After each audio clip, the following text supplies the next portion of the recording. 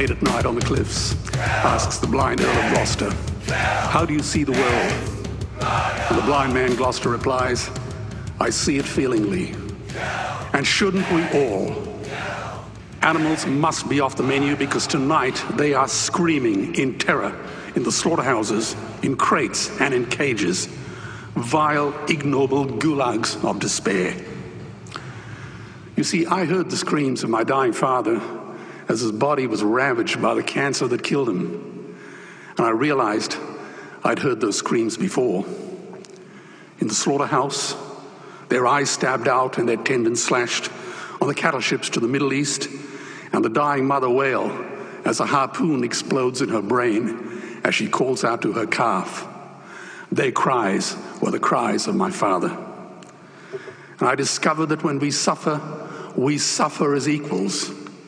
And in their capacity to suffer, a dog is a pig, is a bear, is a boy. Meat today is the new asbestos, more murderous than tobacco. CO2, methane, and nitrous oxide from the livestock industry are killing our oceans with acidic, hypoxic dead zones. 90% of small fish are ground up into pellets to feed to livestock. Vegetarian cows today are the world's largest ocean predators. The oceans are dying in our time. By 2048, all our fisheries will be dead, the lungs and the arteries of the earth. Billions of bouncy little chicks are ground up alive simply because they are male. Only 100 billion people have ever lived. 7 billion people live today. And yet we torture and kill 2 billion sentient living beings every week. 10,000 entire species are wiped out every year because of the actions of one. And we're now facing the 6th mass extinction in cosmological history. If any other organism did this, a biologist would call them a virus. It is a crime against humanity of unimaginable proportions.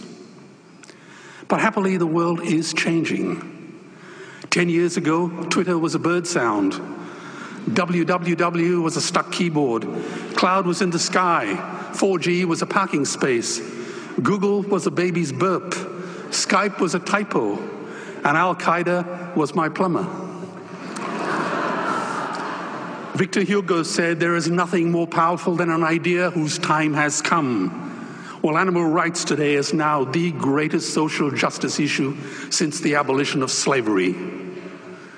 Do you know there are over 600 million vegetarians in this world? And that is bigger than the United States, England, France, Germany, Spain, Italy, Canada, Australia, New Zealand, all put together.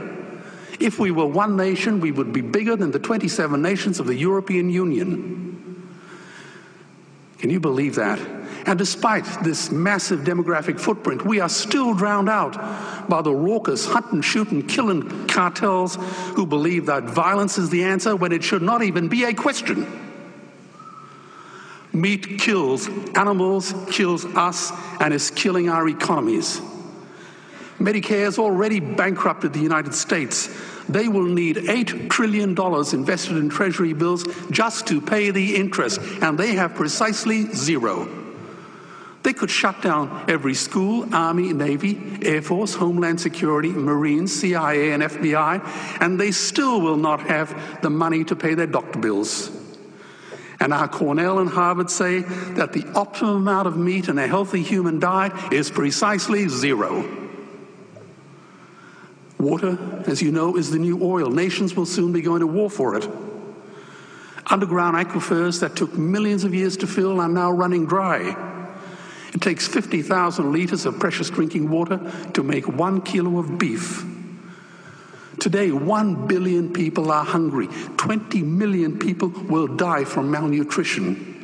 Cutting meat by only 10% will feed 100 million people, and eliminating meat will end starvation forever. If everyone ate a Western diet, we would need 2 planet Earths to feed us. We've only got one, and she is dying. Greenhouse gas emissions from livestock is 50% greater than transport, as Peter said. Cars, trains, buses, ships, lorries, the whole lot. And as I travel around the world, I see poor countries who sell their grain to the West while their own children starve in their arms. And the West feeds it to livestock so we can eat a steak? Am I the only one who sees this as a crime? Believe me, every morsel of meat we eat is slapping the tear-stained face of a hungry child. When I look into her eyes, do I remain silent? The earth can produce enough food for everyone's need, but not enough for everyone's greed. We are facing the perfect storm. If any nation had developed weapons that could wreak such havoc on the planet, we would launch a preemptive military strike and bomb it back into the Bronze Age. But it's not a rogue state, it's an industry. The good news is we don't have to bomb it. We can just stop buying it. Sir George Bush was wrong. The axis of evil does not run through Iraq, Iran, or North Korea. It runs through our dining tables. Weapons of mass destruction are our knives and forks. Our proposition is the Swiss Army knife of the future. It solves our environmental, water, human health problems and ends cruelty forever.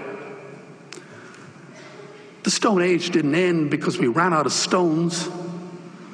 This cruel, disgusting industry will end because we run out of excuses. Meat is like the 1 and 2 cent coins. It costs more to make than it's worth. And I come from the bush. Farmers are the ones with the most to gain. Farming won't end, it would boom. Only the product line will change. Farmers would make so much money, they won't even bother counting it, and I'd be the first to applaud them. Governments would love us. New industries would emerge and flourish. Health insurance premiums would plummet. Hospital waiting lists would disappear. Hell, we'd be so healthy, we'd have to shoot someone just to start a cemetery. So tonight I have 2 challenges for the opposition. 2 challenges. Meat causes a wide range of cancers and heart disease. Would they name one disease caused by a vegetarian diet? And 2, I'm funding the Earthlings trilogy. If the opposition is so sure of their ground, I challenge them to send a copy of the Earthlings DVD to all their colleagues and all their customers. Go on, I dare you.